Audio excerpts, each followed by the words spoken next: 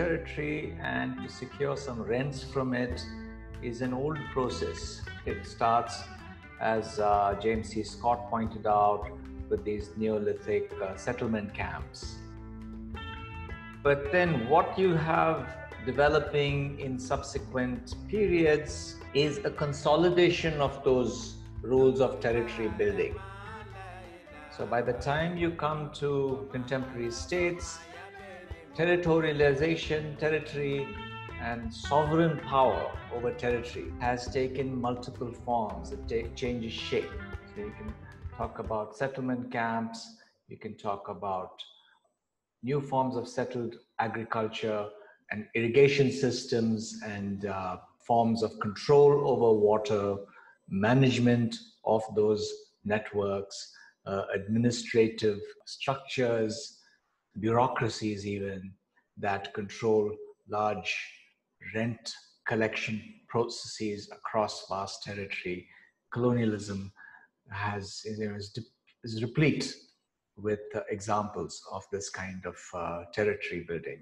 And the management and control morphs over time, but you have this bow tie network. So just like in a bow tie, you have a central core and then what look like whiskers, connections across. If you draw connections around that shape, you see a central ring of very powerful individuals connected at the core of sovereign territorial power, right from early territorial states. If you go in India, if you go back as far as the Mauryan Empire, you start to see those patterns. Right? You have a court, you have a king, you have his entourage, and then you have military commanders, and then you have a population that is managed in particular ways. So that is the whole chain of command, if you will, right? The chain of territorial power. So it's very important to understand the evolution of these chains of territorial power across at least a few hundred years. And for your own countries, if you start to think in those terms, then what we are calling state by the contemporary period is an evolved or reshaped pattern whose origins in elite consolidation begin much further back. So that's the spirit with which I hope you will be approaching Kohli's work in particular, but also related back to some of the other things that we've been looking at all along. How did South Korea do it? Now you have seen a similar question and a partial answer in the case of how the petrochemical industry developed in South Korea. This whole question of technology transfer, you saw a very specific type of strategy that was deployed. Kohli says, the analysis in the following 3 chapters emphasize the role of the state while also taking other variables into account. Chapter 1 looks back to the Japanese colonial period in the first half of the last century for the origins of a modern but nearly fascistic state that I label cohesive capitalist, as well as for the beginnings of productivity-based economic growth. The re-regime that emerged in South Korea under American influence following the Second World War is analyzed in Chapter 2. It is suggested that Rhee's preoccupation with political survival distracted him from attending to the economy and contributed to a lackluster interregnum. By contrast, Park Chung-hee re-established continuity with the colonial period by rebuilding an authoritarian and penetrating colonial state on the one hand, and by re-establishing close links with Japan on the other hand. Chapter 3 analyzes these critical developments. I argue that South Korea's rapid industrialization under Park Chung-hee and beyond is best understood by simultaneously focusing on the roles played by a growth-oriented, cohesive capitalist state and by a neighboring Japan. The comparative and theoretical implications of this analysis are discussed more fully in the conclusion of the study. So as you can tell, this is a completely different way of thinking about economic development and the state from looking merely at the macroeconomic policies that were established by the relatively apolitical regime. Here, it's the politics and the international context and the questions of power and conflict that are central to the analysis. So we start with chapter 1, the colonial origins of a modern political economy, the Japanese lineage of Korea's cohesive capitalist state. A full account of South Korea's economic dynamism in the second half of the 20th century must begin with developments in the first half of the century. The argument is that the Japanese colonial influence on Korea from 1905 to 1945 was important in shaping a modern political economy that later evolved into a high-growth path to development. Japanese colonialism differed in important respects from European colonialism. As late developers, the Japanese made extensive use of state power for their own economic development and then used the same state power to pry open and transform Korea in a relatively short period. The Japanese colonial impact was thus more intense, more brutal, and deeply architectonic in comparison with European colonialism. It also left Korea with 3.5 decades of economic growth. The average annual growth rate in production was more than 3%. When judged against the standards of other such colonial economies as India and Nigeria, although not Brazil, which had also experienced significant economic growth by mid-century, the result was a relatively advanced level of organization. These are the 4 countries that Kohli incidentally looks at in this book. So he goes on to tell us what he's going to do in this book. First, I discuss how the Korean state was transformed under Japanese influence from a relatively corrupt and ineffective agrarian bureaucracy into a highly authoritarian, penetrating organization capable of controlling and transforming Korean society. This is followed by an analysis of a second pattern, namely the new state's production-oriented alliances with the dominant classes, an alliance that buttressed the state's capacity both to control and to transform. Relatedly, it is also important to note the structural changes in the economy. Not only did the colonial economy experience steady growth and industrialization, but it also became rather heavily export-oriented, including exports of manufactured products. Finally, there was the third pattern of brutal repression and systematic control of the lower classes in both the cities and the countryside. The cumulative impact of these state class configurations was to create a framework for the evolution of a high-growth political economy. So very important that considerations of power and politics play a central role in this narrative. So in the next section, when he says he's going to talk about the Japanese colonial state, but notice how he goes back to the Yi dynasty and its more or less stable rule for nearly 500 years. In addition to providing centuries of geographic and political stability, Choson also shared in the socio-economic progress characteristic of the region, especially of China. Court and the army were modeled along the lines of those of China. Ruling classes were versed in Chinese classics, and among them, arts and culture flourished, and the largely agricultural economy kept pace with technological innovations such as improved irrigation systems and methods of paddy cultivation. Remember that paddy and irrigation are extremely important for generating revenues for landed elites. And there's enough evidence from archaeological evidence as well as other forms of historical evidence that have demonstrated this whole process in various parts of the world, particularly in Asia. Kohli says that while there were some very intricate state and class alliances that produced some kind of stability and progress, those same alliances were also responsible for certain shifts in politics. It became major constraints on successful adaptation to changing external pressures, especially in the second half of the 19th century. The clearest manifestation of this, the powerlessness of a centralized agrarian bureaucracy, for example, was the state's continued inability to collect taxes on agrarian incomes, especially from the powerful Yangban elite, Korea's landowning official class. This ongoing problem, in turn, came to be associated with several problematic political trends. First, the state resorted to squeezing the peasantry, for example, by enacting corvée labor, which is also a form of bonded labor, and military service, which encouraged brigandage and restiveness in the peasant population. Second, the state's limited resources exacerbated the competition and tensions in what was already a personalized and factionalized elite at the apex of the political pyramid.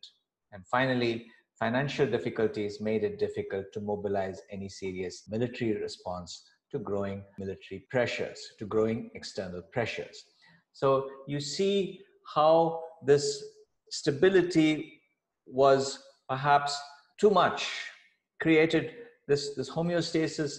The stability created a certain kind of homeostasis that wasn't able to adapt to these external pressures as a result of these constraints. How does one explain powerlessness in a centralized polity? The leading historian of late Yi Korea, James Paley, traces the roots of this conundrum back to the manner in which the monarchy and the Korean officials come aristocrats, the Yangban, mutually checked one another's powers. So you have two types of territorial elites: the centralized polity, the monarchy, and you have another landed elite. The power of the Yangban class rested in part on access to hereditary land wealth, but also on a close identification with the centralized bureaucracy, which helped to secure socioeconomic privileges and additional wealth and power. Royal authority, in turn, was seldom all that great. Being under Chinese suzerainty, Korean emperors did not enjoy the mandate of heaven possessed by their Chinese counterparts. They were, in a sense, subservient to a Chinese empire. The recruitment of the aristocracy to the bureaucracy via the examination system also enabled landed power to be deeply embedded throughout the Korean state, checking the scope of royal authority vis-a-vis the Yangban. This balance of power was a source of stability for several centuries. But as external pressures grew, along with the concomitant need for taxes and other socio-economic resources, the balance also became a major constraint on the monarchy's power to initiate reforms. The agrarian bureaucracy, according to Paley, could not solve the problem of creating adequate political authority for the achievement of national goals, making the Yi state simultaneously centralized and weak. Kohli goes on to describe other factors that were responsible for creating this complexity within stability.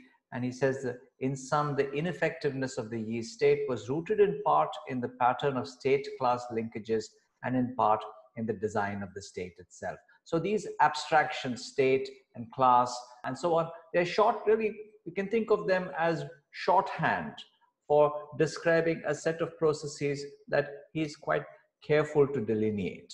So don't assume that just because some jargon is used here, state class linkages, etc., that there's some hand waving involved. Try and get in touch with the specific details of what Kohli is describing here. A personalistic apex, a factionalized ruling stratum, and a limited downward reach of central authorities were all significant factors in the state's powerlessness. This state, weak from the inside and hemmed in by powerful social actors from the outside, contributed little to sustained economic progress. Worse, when faced with growing security challenges and related fiscal crises, the Yi state turned on its own society in rapacious and predatory fashion.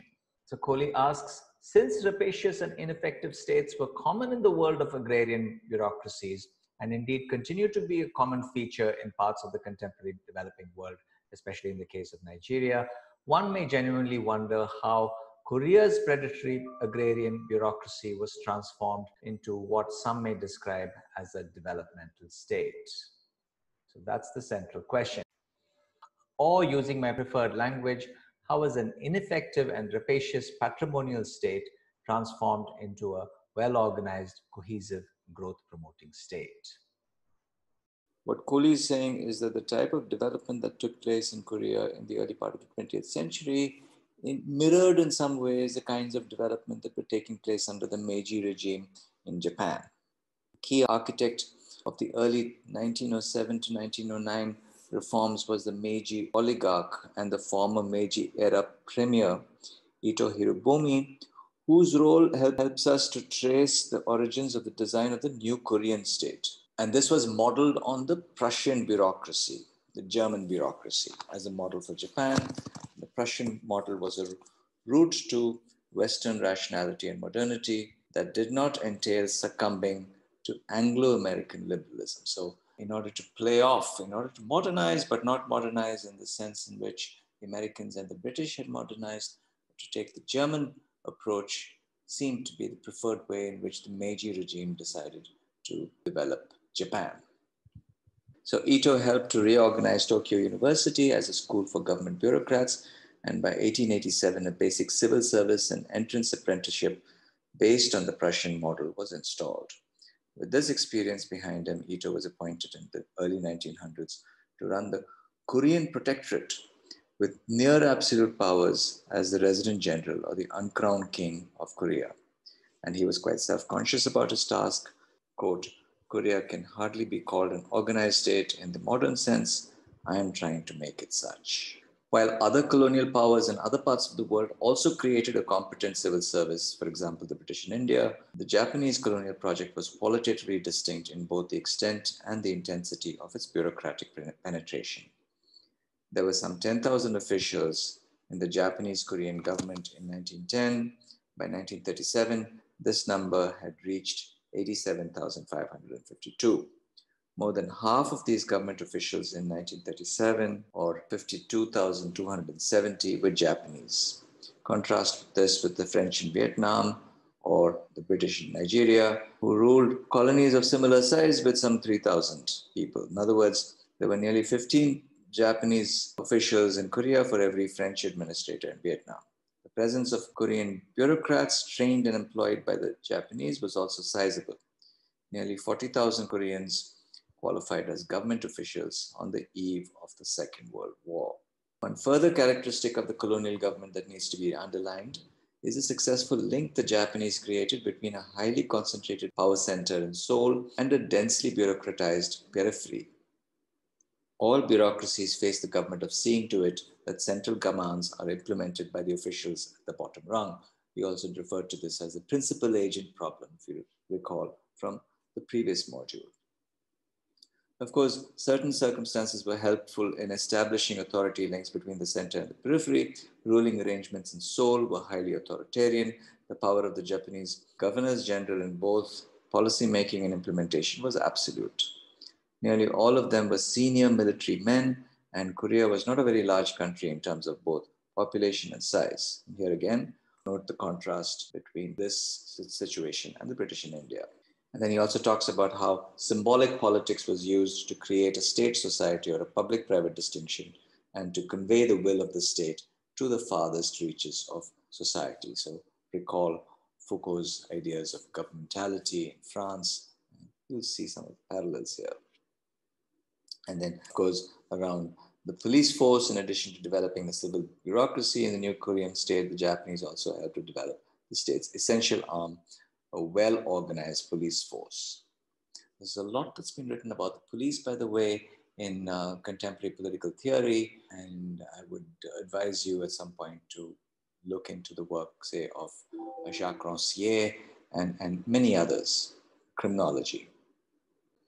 So this section itself has a lot to say about the links between the police and the rest of society. So again, think about that module, that reading that we did about street level bureaucrats. So the police are the first type of street level bureaucrats that people are forced to encounter. One final aspect of the police role concerns the link between the police and local society.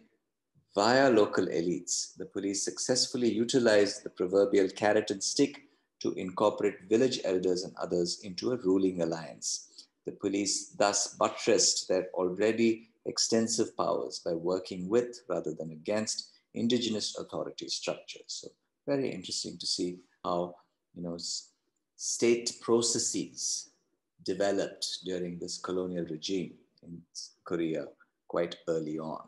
Politics of the new state, the politics practiced by the new rulers added to the state's capacity to impose its will on the society.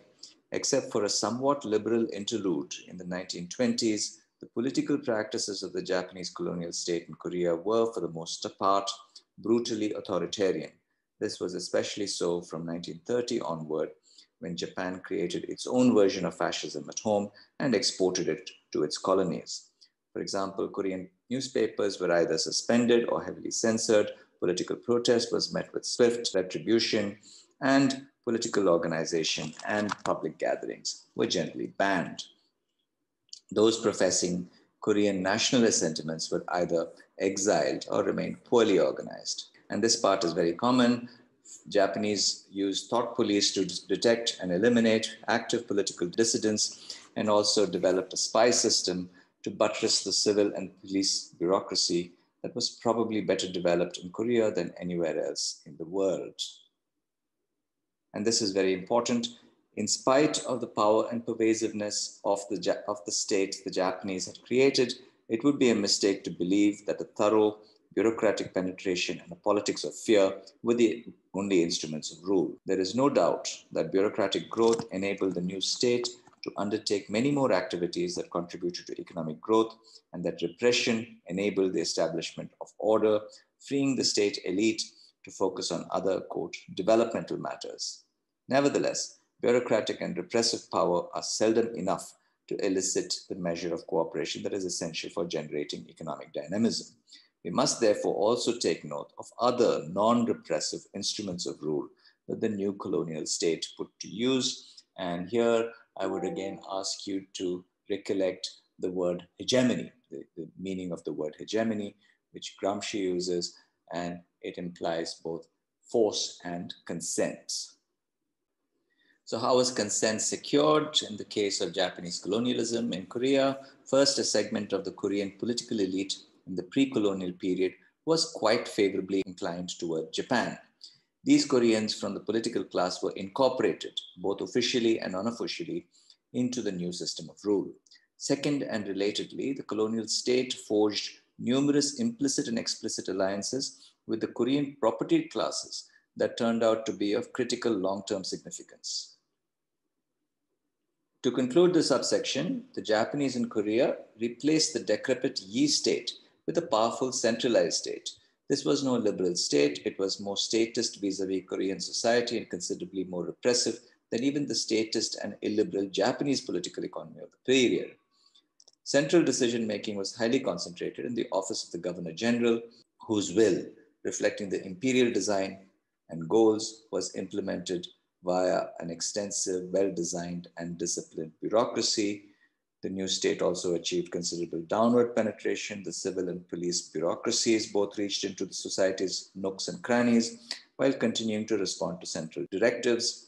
Korean elites in the localities were incorporated into the ruling alliance, and when all else failed, there was a well-functioning intelligence service to buttress the state's supervisory role.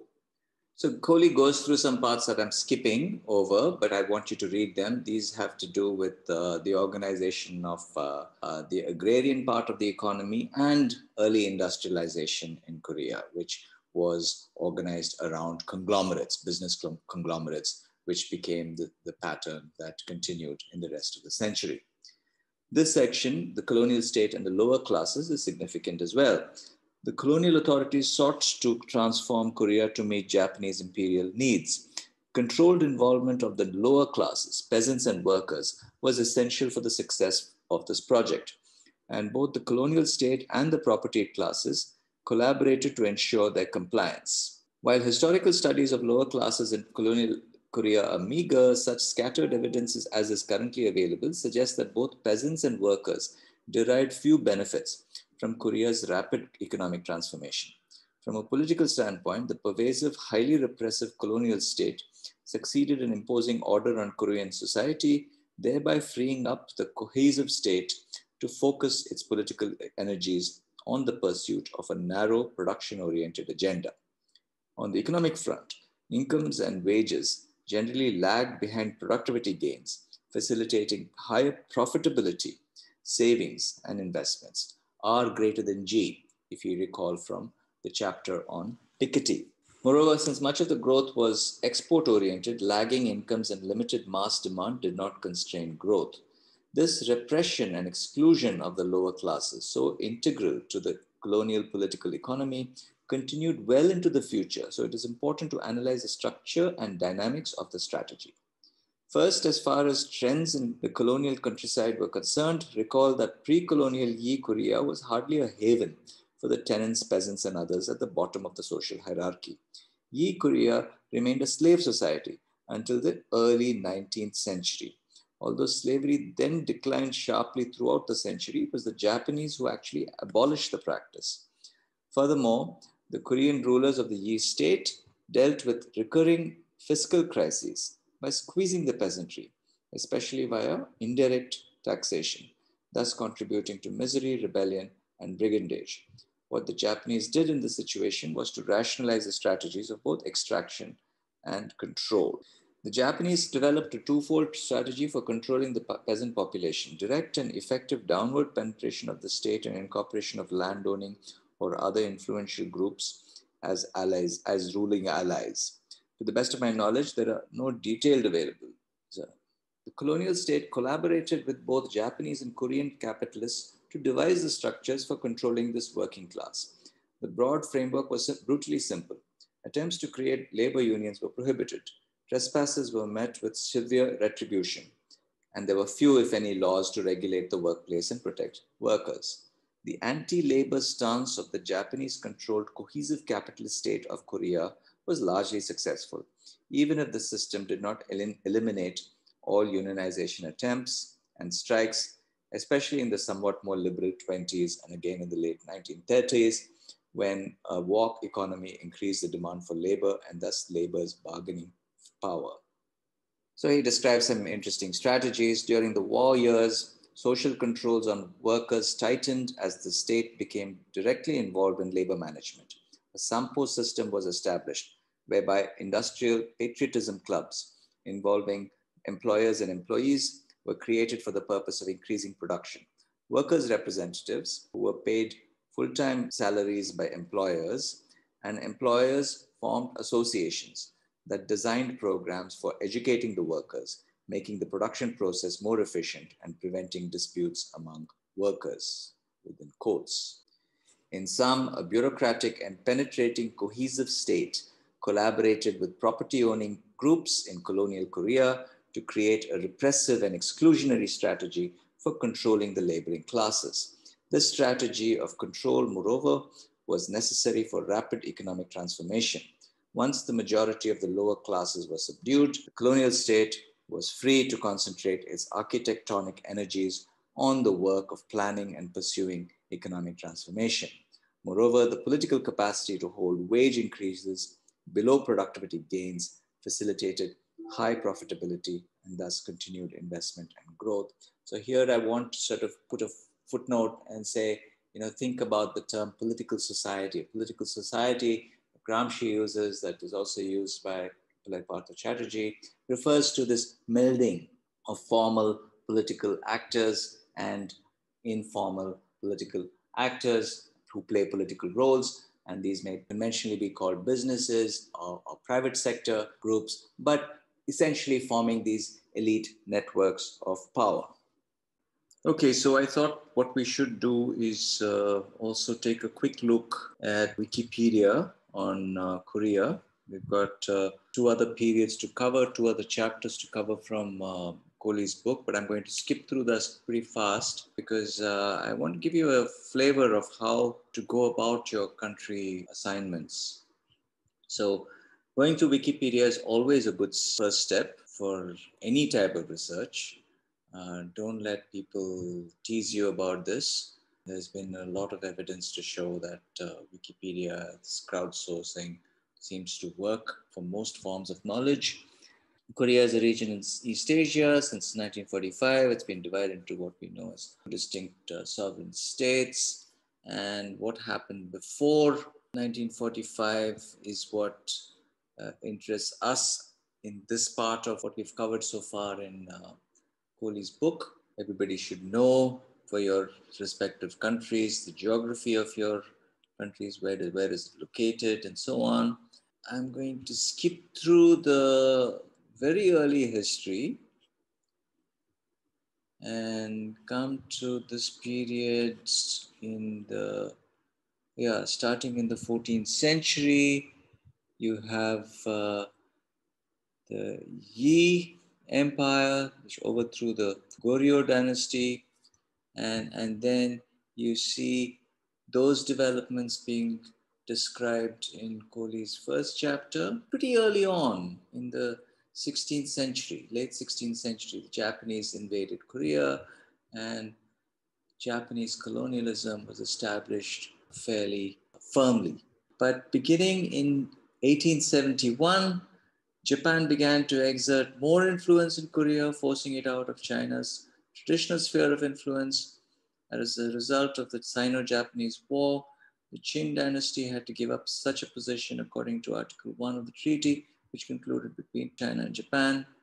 From 1910 onwards, we see the story of this Japanese colonial state in Korea, which established the bureaucracy and was pretty brutal. Korean resistance to brutal Japanese occupation was manifested in nonviolent March 1st movement of 1919, during which 7,000 demonstrators were killed by Japanese police and military. And so you see a lot going on that even Kohli doesn't cover, but you must try and get a kind of as full a sense as you can from multiple sources about your respective countries. That's what I'm hoping for. And then there's the Korean War. So you have, so if you think of this as a region that is never completely autonomous, in the sense that never developing as if it were a closed bubble, any kind of history. As it happens, every country's history in the world today is filled with activities from different parts, from its neighbors and beyond. So the Korean War broke out when Soviet-backed North Korea invaded South Korea. And then, of course, the United States came to South Korea's aid. And you see other developments there. If you look at the two periods that are going to be covered in Kohli's book, one is the Rhee dynasty, the Rhee regime, rather. Shouldn't call it a dynasty because he was the only president, although he was president twice. He was first and last president of the Provisional Government of Republic of Korea from 1990 to 2025, and then again 48 to 1960. We're going to look very briefly at that. And then there's the Park Chung-hee regime from 1963 to 1979, which was the period of extraordinary economic growth. So the re-interregnum, saving South Korea for cohesive capitalism, the defeat of the Japanese in the Second World War opened the way to another traumatic phase in Korean history.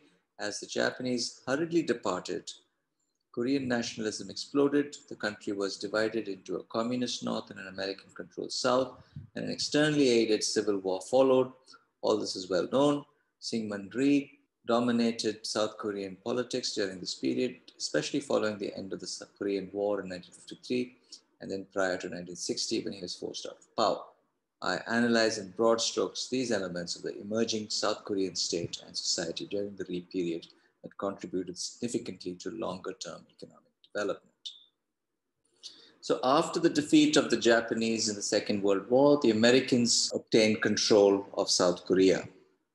With the establishment of a pro-American political order as its central goal, the US occupation force in South Korea chose to maintain the sprawling, repressive colonial bureaucracy. So this was very useful to them.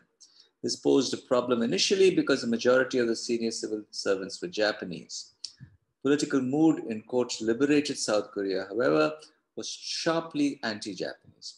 When Americans asked senior Japanese officials to stay on to facilitate continuity, politicized Koreans were deeply offended. Then Japanese civil servants were kept on as advisors, while Americans backtracked and quickly restaffed the colonial state structure with Koreans. One area of the economy that was important to Rhee and where the bureaucracy acted efficaciously was tax collection. Even in this early period, South Korea was more dependent on direct taxes than were most other developing countries. This was important for at least two reasons. First, collection of direct taxes challenges the capacity of even the most well-designed bureaucracies. What are direct taxes? Direct taxes are income-based taxes. Tax collection was important for Ri. He did not meddle much with these departments and even retained Japanese-named civil servants as heads of related bureaus in order to facilitate it. Second, the fact that the Korean state could collect direct taxes relatively effectively also helps to explain why, in subsequent periods, Korea needed to depend less on taxing foreign trade for public revenue than did many other developing countries.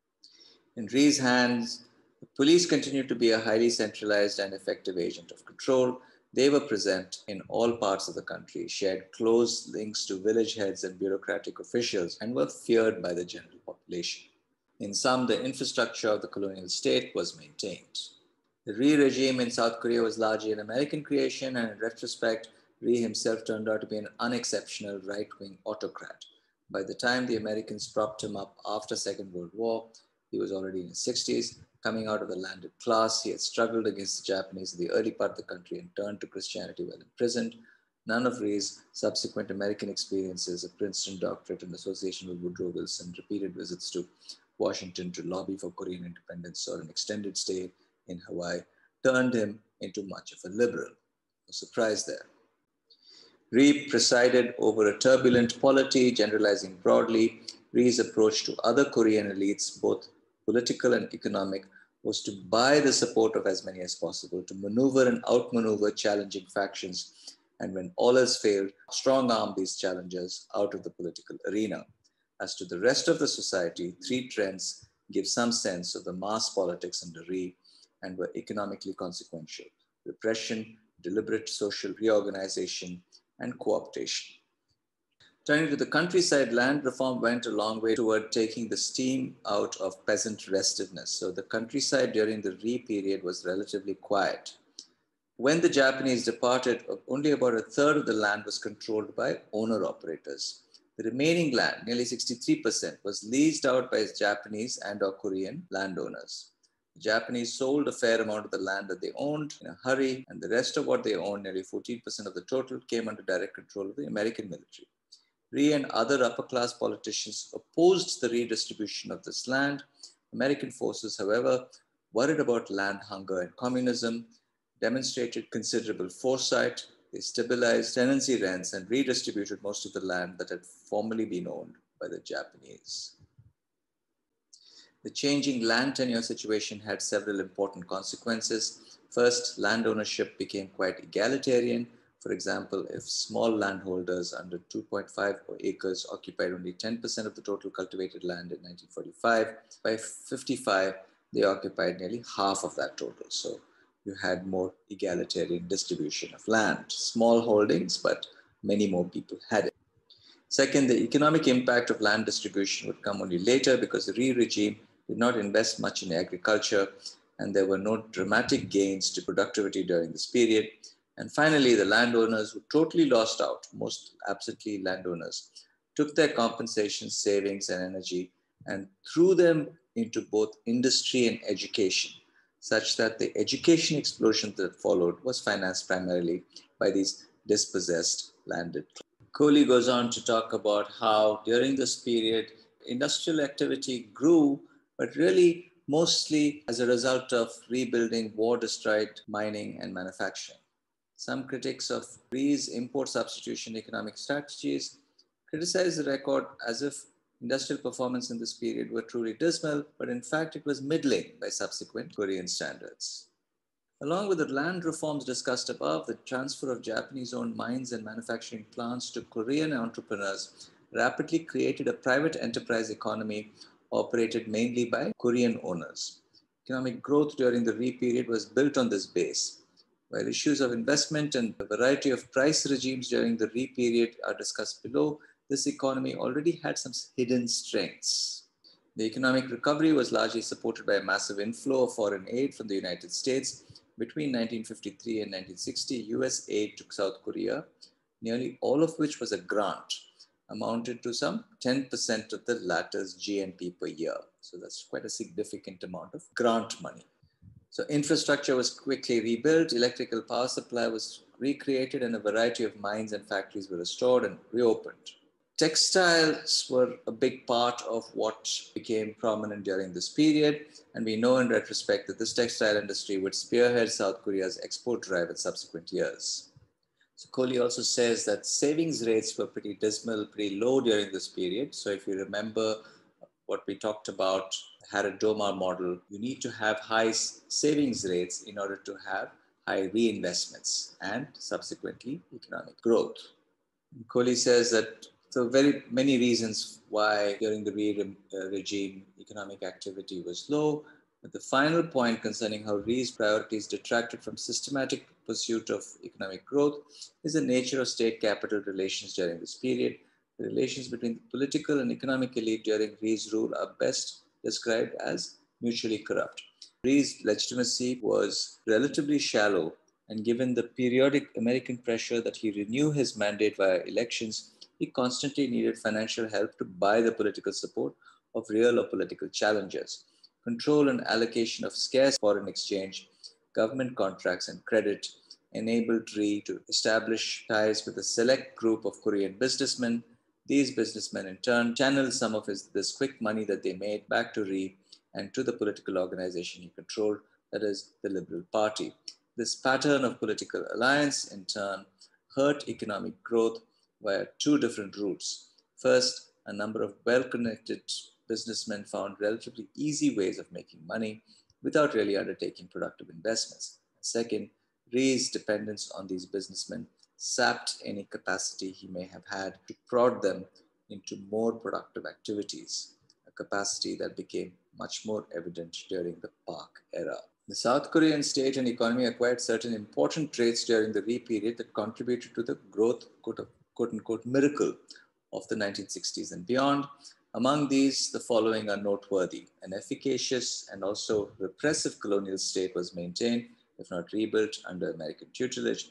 A fairly dense entrepreneurial strata that had its origins in the colonial period grew stronger and now came into its own.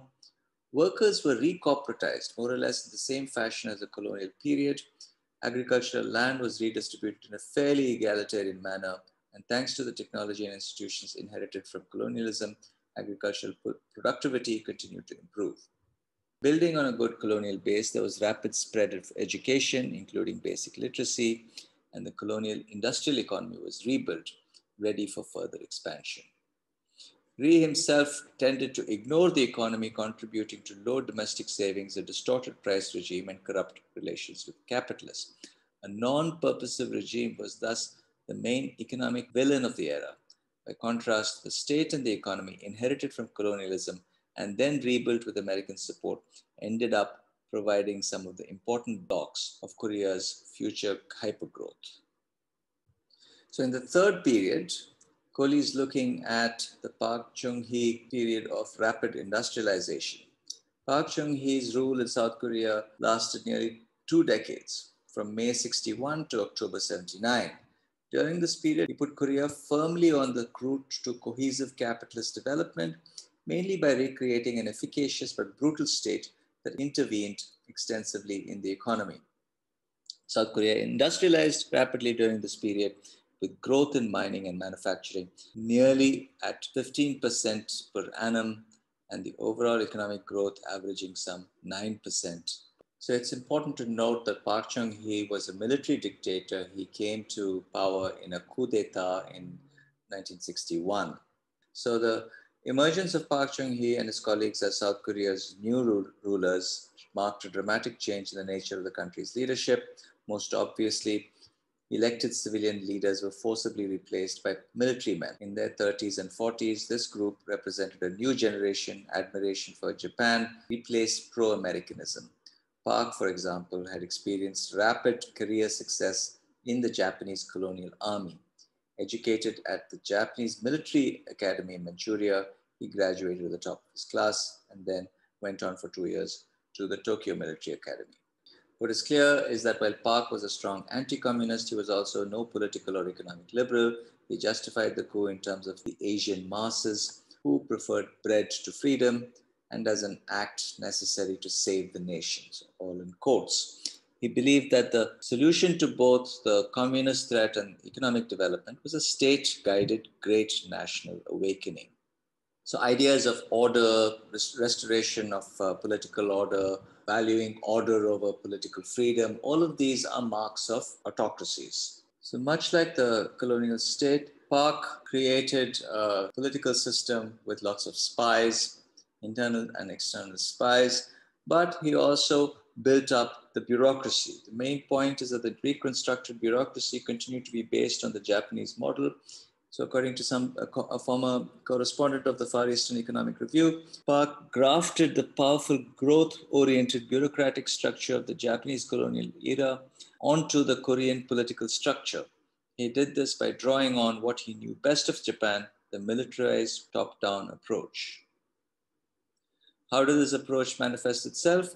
First, important bureaus and ministries, especially such economic ones as the EPB, the Ministry of Trade and Industry, and the South Korean Central Bank, were either built on a colonial base or modeled on their Japanese counterparts, such as the well-known Ministry of Trade and Industry, MITI, which you've already read about in the previous week. Second, the civil service exam and training of recruits under Park also continued to be modeled along Japanese lines. And third, Japanese trained Korean civil servants remained in senior positions such that as late as 1968, some 75% of senior civil servants still had the background in the colonial civil service. Besides engaging in institutional reform, the new regime was active in other areas, repressing the opposition, building political support with some groups, imposing the will of the new state on the society as a whole, undertaking significant top-down mobilization, and reopening relations with Japan. The Korean leadership looked to normalization of diplomatic and trade relations with Japan to compensate for declining US aid and to promote new economic development. Korean business interests also favored economic opening, mainly because the domestic market was relatively small and already saturated. Inspired by their past, they saw potential to win export markets by combining Korea's cheap and, quote, disciplined labor with Japan's capital, technology, and marketing skills. This political attitude of South Korean businessmen distinguishes them from business groups in many other developing countries, such as India, who in the early stages of industrialization often preferred protectionism and limiting the role of foreign capital. South Korea's industrialization, however, especially in such products as textiles, was already far enough along that import substitution in the domestic market was nearly complete. When you talk about textiles, think about rayon. And when you think about rayon, think about petrochemicals. So that's the connection with the previous week's discussion. One needs to examine the nature of the cohesive capitalist state's relation with such critical economic groups as business and labor within the framework of reinvigorated authoritarian institutions and politics. The relationship between state and business, especially big business, was so close under Park that scholarly observers found the Western distinction between public and private to be misleading. Rather, the public and private were instead rolled into one, often referred to as Korea Incorporated, and again reminiscent of Japan. The state-business alliance was the product of a number of structural and personal factors, and in turn was consequential for how the state managed the South Korean economy. So how was this achieved? Right after coming to power, Park imprisoned some prominent businessmen on charges of corruption. But as he needed businessmen, not so much for maintaining power, which depended on coercion and other political techniques, but as growth producers, their release was inevitable. This early action, nevertheless, established a direction of influence from the state to business that remained fundamentally unchanged throughout the Park era. The fact that business was highly concentrated facilitated government control and collaboration. Then he talks about two aspects of this relationship that were striking. First, as is well known, large Korean business houses, the chaebols, were beyond immense. By the end of the Park era, for example, sales by the top 10 chaebols accounted for nearly 2/3 of South Korea's GNP. Second, Park forced all businesses into a number of top-down business associations that were assigned in turn to various ministries, thus enhancing government's capacity to regulate and monitor. Economic, political, and personal ties bound government and business together. As in the colonial period, the Park regime used periodic economic plans to set the direction in which the state intended to move the economy. This announcement effect was a major factor in guiding private decisions. More directly, credit control in the hands of the government was an important political tool for influencing business behavior, especially considering that the debt equity ratio of the large chaebols tended to be about 5 to 1. That is to say, there was a lot, they were indebted to the government. There was a lot more debt than equity. The government was also, and this was government debt, the government was also not shy about making strategic use of political tools to influence business. What about labor? Labor, which played a critical role in South Korea's rapid economic growth, has remained an understudied topic. We know that at the heart of the export prowess were long hours of work and relatively low wages. Again, reminiscent of the colonial era, deliberate political control and economic mobilization were the main strategies, and the cohesive capitalist state was the main agent. During the Park era, employment in manufacturing as a proportion of the total employed grew sharply from some 8% in 1963 to 23% in 1979, and there was a corresponding drop in agriculture. So workers would arrive at work early and were checked at the gates prior to the beginning of the workday. They would march to martial music, blaring from loudspeakers. Employees saluted their superiors and were subject to strict regulations and orders. Lunch was served at the factory cafeteria, which was itself organized by rank. Deviant behavior, laziness, and political dissent were not tolerated. So all the kinds of techniques, the technologies of disciplinary societies that Foucault speaks so profoundly, so clearly about are demonstrated here. In return, workers got job security. Most factory jobs came with lifetime contracts, if not explicitly, then certainly implicitly. So no simple parsimonious explanation quite explicates South Korea's phenomenal economic growth, which resulted from a confluence of circumstances and deliberate policy actions. Economists comparing numerous high and low growth cases, including South Korea, have concluded that no single factor explains varying economic performance between 1965 and 1978. For example, one authoritative cross-national study concludes that the main underlying factors were probably high rates of investment and favorable domestic preconditions. Growth accounting studies for South Korea itself have similarly concluded that about half of the economic growth, say between 1963 and 1982, resulted from increases in factor inputs, that is, from more capital and more work done, and the other half from improvements in factor productivity. The task for a political economy study of the present type is thus to identify and analyze the building blocks of South Korea's impressive economic performance. In retrospect, it is clear that by the time Park came to power, South Korea's economy already possessed a number of favorable traits. First, a growing colonial economy with significant industrial base, though destroyed between 1945 and 1953, had been rebuilt and was ready for further expansion. Related to this, a fairly dense entrepreneurial stratum that was used to looking to the state for help was in place, as was an educated workforce with a tradition of Japanese-style controls. Third, the spread of education also yielded cadres of engineers and other technocrats.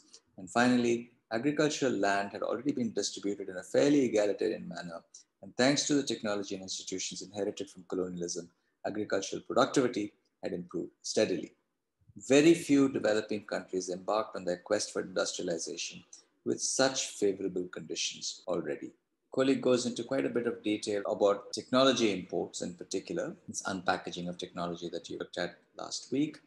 Then he concludes by saying, one thing is clear, the financial incentives alone do not fully explain rapid growth of South Korean exports. To sum up, besides setting appropriate exchange rates and numerous subsidies, the Park regime mobilized all parts of the Korean government that could be of help to promote exports.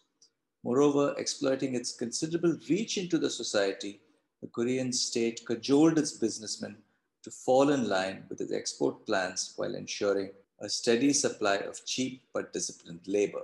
The successes, however, came at a high cost. Rapid industrialization occurred within the framework of a highly authoritarian state characterized by overtones of fascism, a state that I have labeled cohesive capitalist. Political dissent was not tolerated. Many opposing the regime were repressed, and labor was corporatized and state controlled. Income, wealth, and power inequalities in the society also became more skewed, especially starting in the 1970s, as the government deliberately encouraged economic concentration in the hands of the big chaebols. When even the economic strategy of rapid industrialization was not without its faults, the focus on heavy industries exacerbated such problems as highly indebted chaebols, a vulnerable banking sector, and a significant dependence on foreign economic flows, especially vis-a-vis Japan.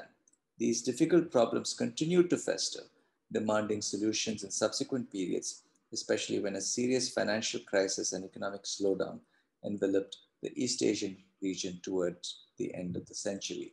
This basic state led model of development survived Pak and more or less continued throughout the 1980s. Over time, some liberalizing reforms occurred, first in the economy, then in the polity, and then again some more in the economy. It's too early to tell whether the new South Korea with democracy and freer markets will also grow rapidly or not. The story told here is mainly one of illiberal politics, a state directed economy, and rapid economic growth. The subsequent story of a more liberal South Korea, as well as of a potentially united Korea, will be told by others, probably a few decades from now.